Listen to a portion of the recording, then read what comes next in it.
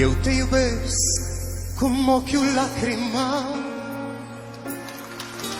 eu te iubesc cum geamul casei ploaia, eu te iubesc cum vântul frunzele, eu te iubesc cum noaptea stelele,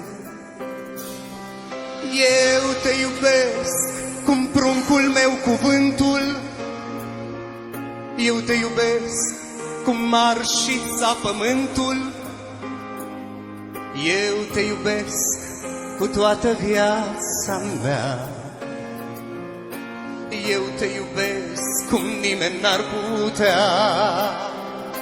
Și niciodată, niciodată în viața mea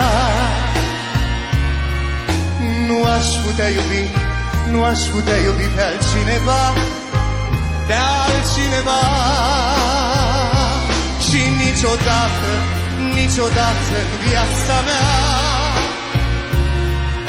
nu aș putea iubi, nu aș putea iubi pe altcineva.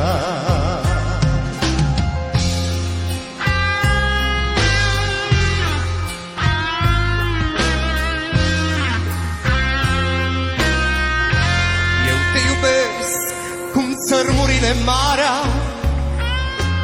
eu te iubesc cu toată disperarea, eu te iubesc cum pasărea în altul,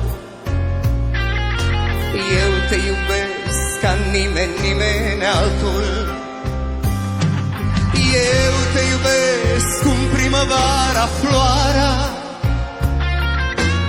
eu vă iubesc cum pictorul culoarea,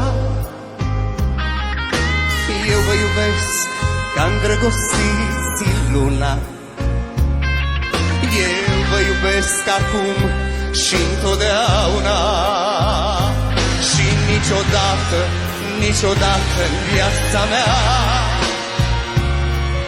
nu aș putea iubi, nu aș putea iubi pe altcineva, pe altcineva.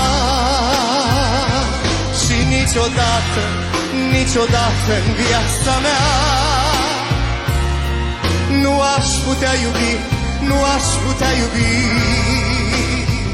pe altcineva.